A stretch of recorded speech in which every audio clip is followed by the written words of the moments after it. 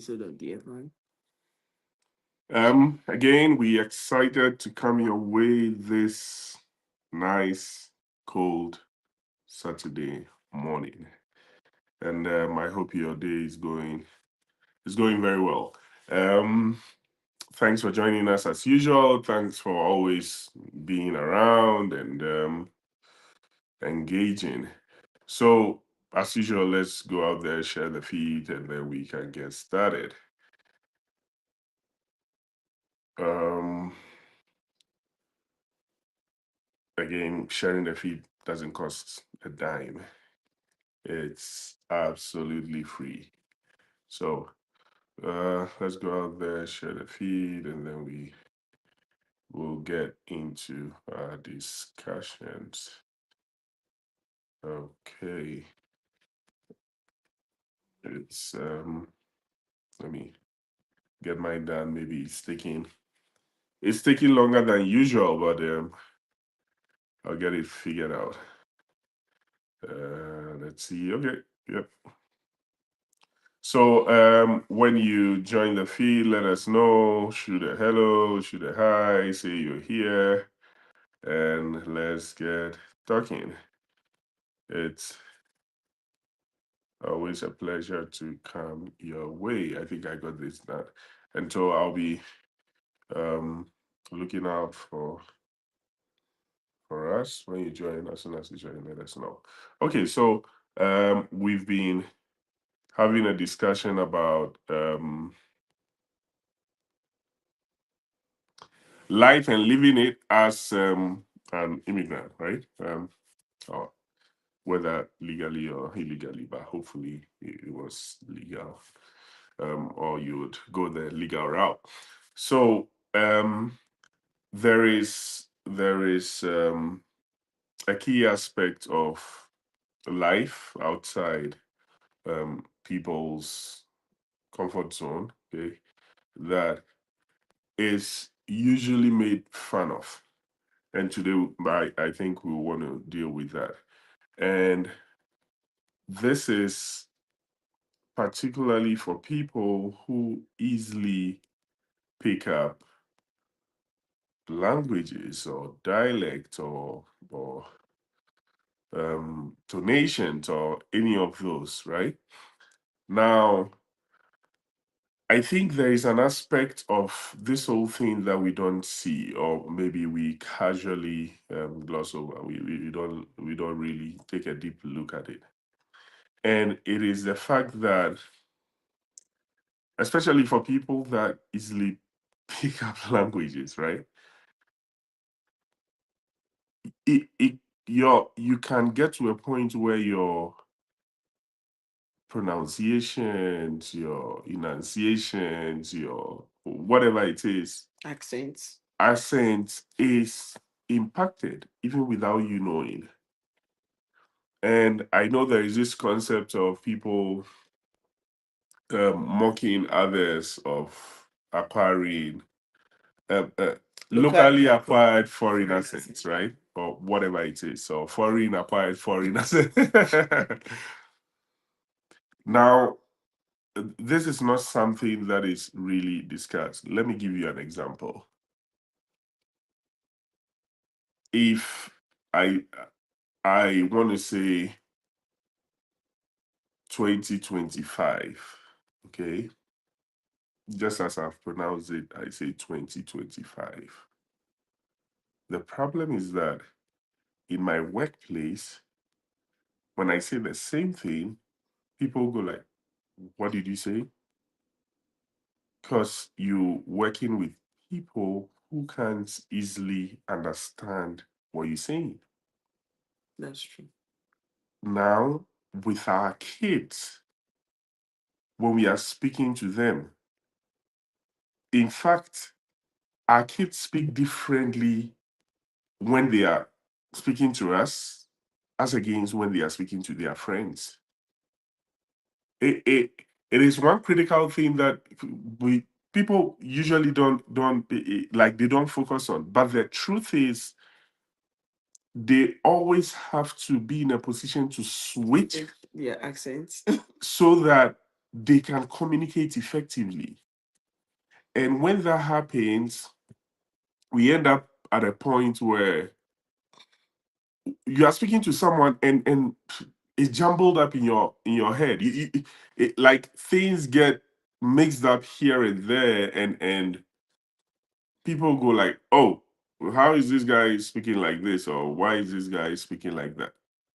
It is not, at least for what I know, from what I know, it is not like it's deliberate.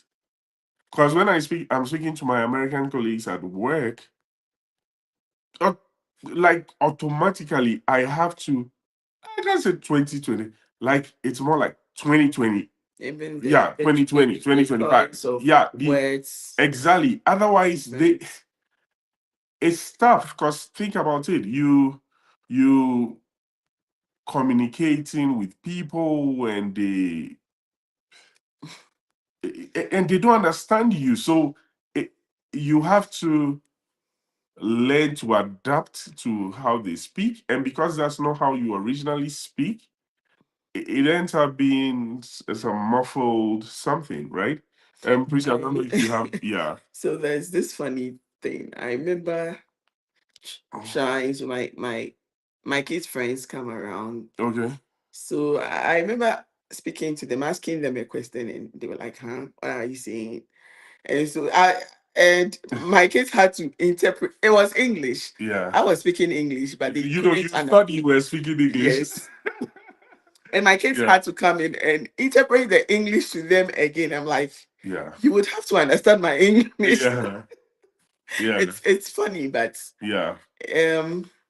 so you have to adapt. Right. Yeah. So once you come in, even the unfortunately it looks like we use the British English, Mm-hmm. and then sometimes it means some words means different, like they use it differently here. Correct. So you could say something and it would mean a whole different thing. So you have Correct. to adapt to the American English. Right. You have to learn, like unlearn. It's for me, it's difficult. It was difficult for me because I was also teaching a class, Yeah. and they needed to understand Exactly. what I was teaching. Yeah. So it was for me. I would say that it's difficult for me to change accent. Mm-hmm. So my accent didn't change, Mm-hmm. but then I tried to learn the the way they communicate, and that Correct. was how I was able to teach. It's difficult at the initial stage. Yeah. Like I kept on telling them that I'm from a different location. If I speak and you don't understand, ask me to say it again. I'll say it. I'll try to couch it in another way. Right. And so that was what helped me initially. But with the accent, I think they got used to me with time. Right. And I also try to modify my accent a little, but there are people who are also very good at learning accents, so they can transition really fast. But for me, I think that when it comes to languages and all that is really difficult for me. So yeah. And the pressing part of this whole issue is, and it might sound so far from people who have not experienced it, but the pressing part of this is it can affect you getting a job or not. It it's so frustrating. You get what I mean? Like an interviewer calls you and hears you, and immediately, I mean, they just strike you off, right? So for a lot of people who are easily able to maneuver that, then In fact, the practicing of the laughter is good, because if you're already good with it back at home, then it means that you can easily integrate when you get here.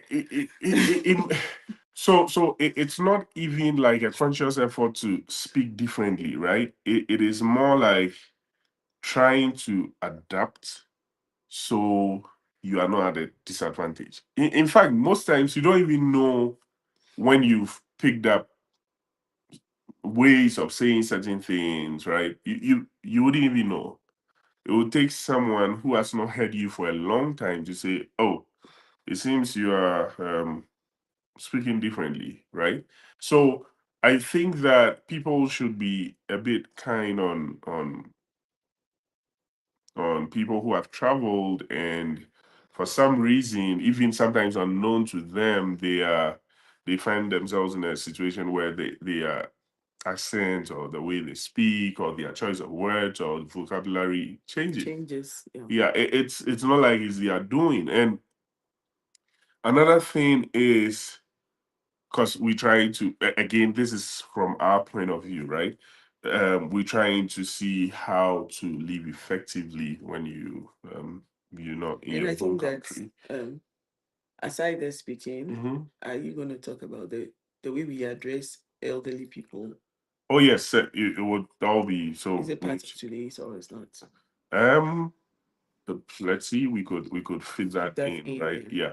So again, you shouldn't get to a point where you go like, oh, but this is how I speak. Mm. It's fine. Yeah, it's good. You You could. have to adapt. The truth is, there are people, and this is why sometimes I understand. There are people that I work with, okay?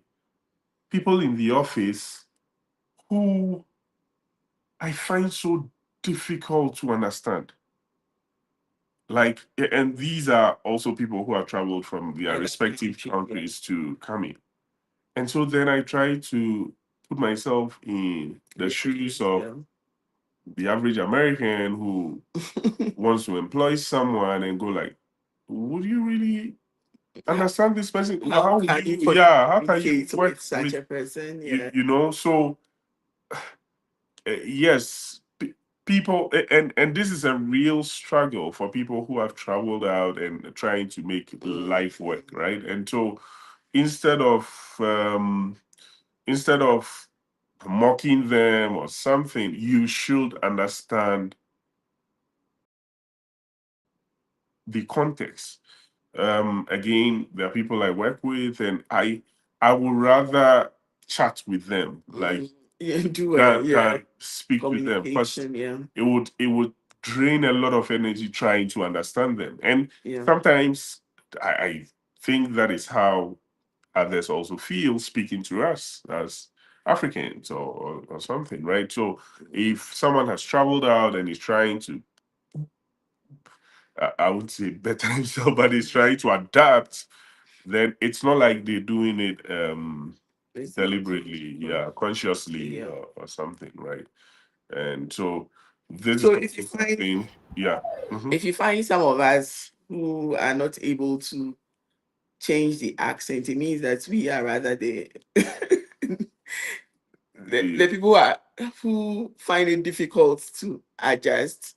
But then the smart ones, the ones who are really fast at learning, are the ones who are Yeah, able there are to. people who naturally pick up Yes, certain. I mean, they are they are able. not necessarily smart, but Yeah, they are. yeah, That is able their to, gift. yeah, Yeah. There are just people pick who up. are able to change accents really Yeah, fast. it's so Yeah, easily, right? And it's not like it's a survival yeah. mechanism, and sometimes it comes without you planning it, right? So please take it easy on people. And also when you find yourself out here or somewhere, don't don't go like this is how I am, this is how I like. You go to a country like Germany and you're expected to learn the Learn the language, language. and you go like, oh, me, it is guy I speak, or it is that way I speak, or be tree It will be you difficult to integrate. you Yeah. will need to understand what would better your lot in terms of integrating and prospering in that country, right? And one of the key thing is language, because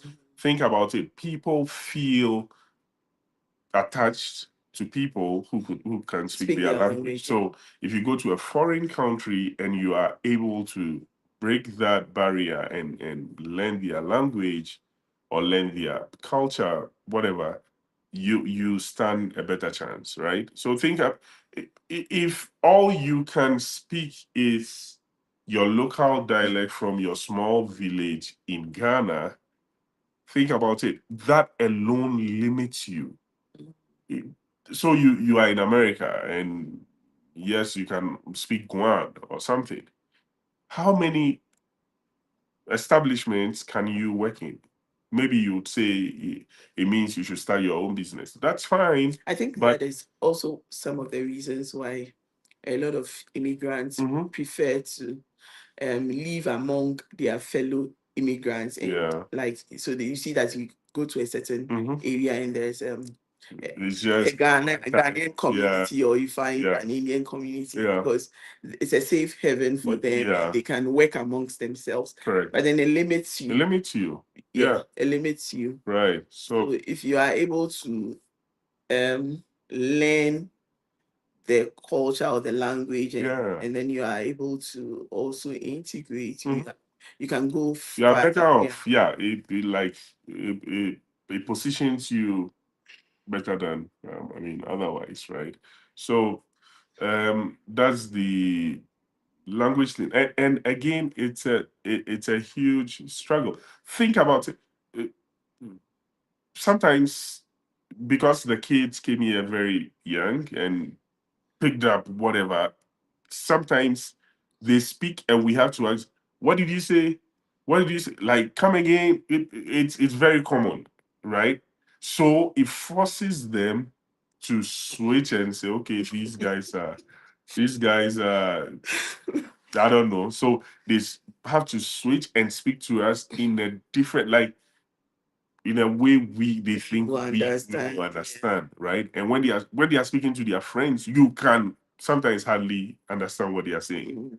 like because then yeah, right. So these are real struggles. They so don't so if I'm trying to, for example, speak the way my kid would understand, and someone stands outside or somewhere and says that, oh, what, why now this how you speak or something. No, it's not. It's not like someone is.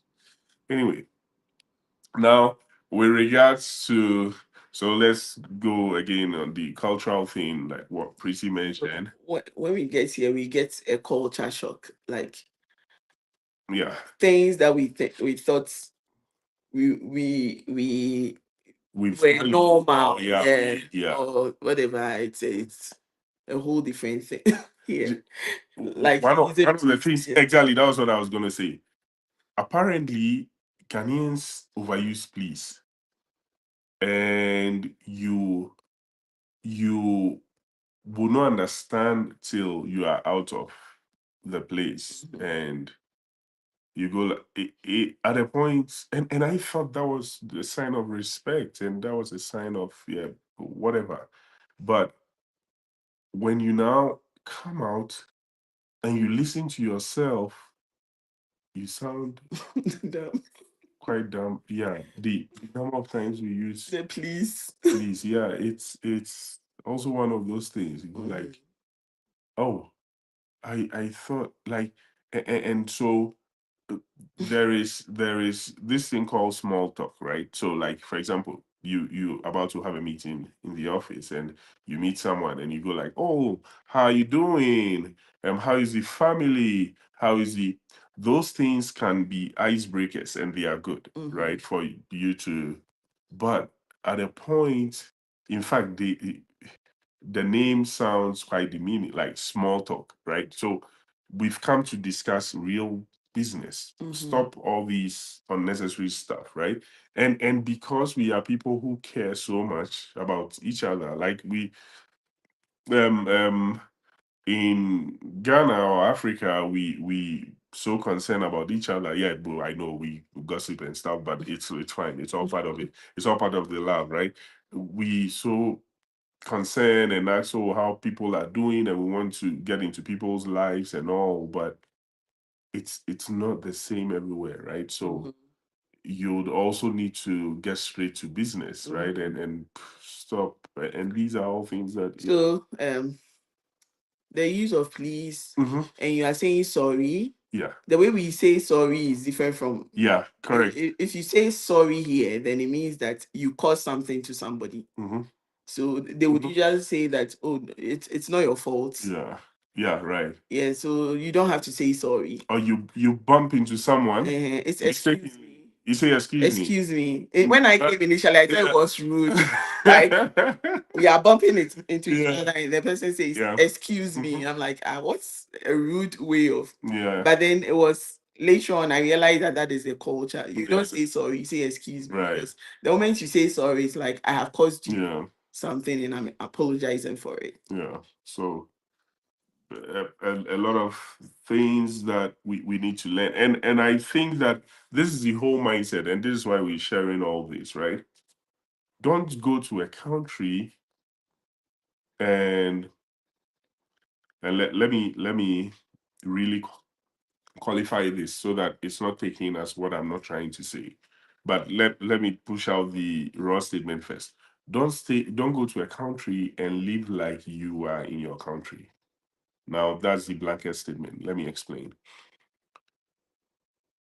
Before you leave a place to go to another country, chances are that you think there is something better there, like greener pastures, blah blah blah. And so that is what drives you to go there, right? If you go from your country with that same bad attitude that wasn't helping you, or that same bad way of doing things that wasn't helping you and is causing you to retrogress, you don't go into that country and still hold on to that.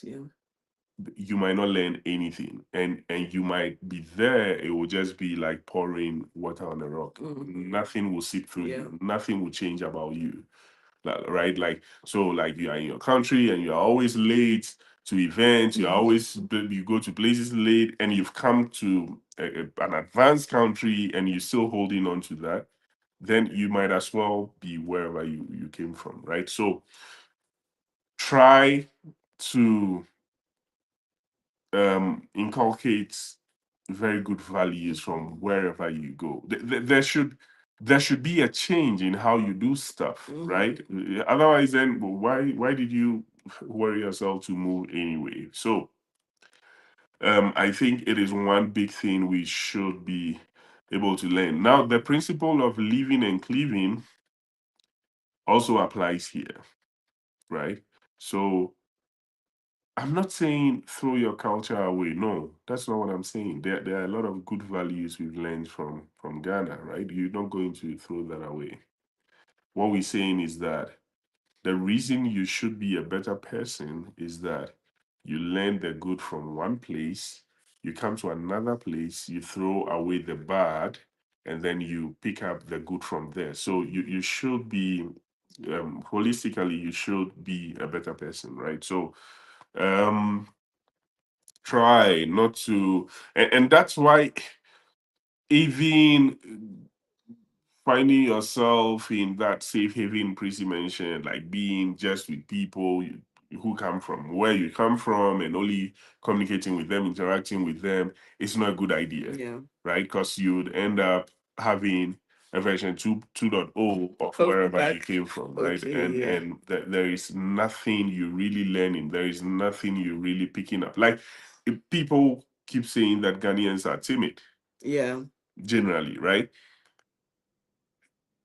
Sometimes you don't understand it till you are taken out of that environment, and then dropped in a place where people are so confident. You think that these people are so proud. No, or like they are humble. That's how you go about it. Like, these people are, but it's not a thing of pride or humility. It's more of confidence, right? And assertiveness. It's so if you just with your people, then you go like, hey, Menele, we're here, or Menele, if you're the average Ghanaian. Okay, so I want to give a scenario. If you want to venture out to do something that is average Ghanaian will be, hey, you don't do this here. And so you put a Ghanaian somewhere, you say, okay, this is where you have to. They don't, aside where they've been asked to stay, they can be there for. They will not move out to go and see what is at the other side. Correct. I'm not going to, it's not like I'm putting Ghanaians down, but put a Nigerian in the same scenario. A Nigerian will stay there build a business like a native, Yeah. would live like a native, and they would prosper. Exactly. But then most of us Ghanaians, I think that we don't want trouble. Yeah, exactly. So this is where we've been placed. Let's stay there. Let's be quietly. And other Ghanaians will also even scare you. Hey, you don't do this here. You don't. And so for me, what I found initially is that taking information from Ghanaians without researching or looking for other sources might make you do things in a longer. So you might go round, something that you could have gotten maybe within a year or within a few months. If you listen to like the average Ghanaian, you might not get what you want in time, because most of the informations, it's not like wrong, but they probably came in, did the wrong things before they were able to correct it to do the right thing. So they will take you through all the wrong steps they went through before arriving at the right step. And so if a Ghanaian gives you an information, I'm not saying that all Ghanaians are wrong, but you should try. And there's Google, you have to check, because I remember the first issue I had was filing my taxes. I contacted one guy and they were like, "Oh, this is how it's done." And I kept reading and it was different. And so I said, the guy got angry that if you think you know, like I'm book long, if I think I know, I should go and do it myself. Then I got another Ghanaian who says that, "Oh, I've worked with IRS for a long time. I know it." So I'm like, "Oh, okay." I trusted him. But then he still was against what I saw online. I'm like, "Okay, you let me just give it to the guy to do it," because he claims he has worked. He did it and it didn't work. They rejected my thing. So finally, I had to sit down, read what I knew, did it myself without any expert, sent it and got it. So since then, I realized that no, and it wasn't just tax. There are other things that Prissy, let me cut you here. So with what Prissy is saying, it goes to another trait that we come in with. We don't like reading. we don't like, it's always someone always needs to lead us or tell us what to do. And it's also one of the things we need to drop, right? Read, unless you not be able, or you can't read, like you don't have the ability to read. If you do read, you can take in extra information. We are in the information age, right? Well, at this point, we've maybe even gone past that. But go beyond just listening to what people tell you, their people's opinions and stuff. Everywhere you go, you have information on almost every single thing in this world. Read. And that's the only way you can expose yourself to the world out there and go make it, right? Because there is nothing new under the sun. Everything has been documented. Everything, every single thing, how people made it, how people failed, everything. So read. You can't get it wrong. I mean, if you take people's opinions after reading, that's fine. At least you can filter it and know who is saying something right or not. But don't just live your life based on what the Mibaya person tells. The Mibaya people too are the problem. Yeah, exactly. Because things keep changing. Exactly. So maybe there was an immigration law in the past, and maybe recently they have changed it. And so when you come in and you only listen to the Mibaya people, things have changed. Exactly. So I believe that you should keep on reading, looking at updates, what is, because some of them would even get angry at you and fight with you that you're not listening to me. And it's changed. That's the truth. So I think the reading, the reading is very important. Otherwise, you go round, something that you should have gotten like within a second or within a minute. It will take you years for you to get it without reading. If you are just going to listen to what those old people that came in the like 90s and 80s. This is era shaming. Anyway, but and let me also chip this in. the fact that, you see, when you decide to go to a different country to live life, to make life better for yourself, the fact that someone has been there longer doesn't make the person an expert. Mhm. On this note, let's wrap up today's episode of DM1. Thank you so much for joining us. We appreciate your audience. We appreciate, everything you guys bring to the table. We would come your way again next week with yet another episode. Next week might be a different episode altogether, right? Might be something different. So watch out for it. Always remember that no two relationships are the same. Thanks, cheers, and bye for now. Bye.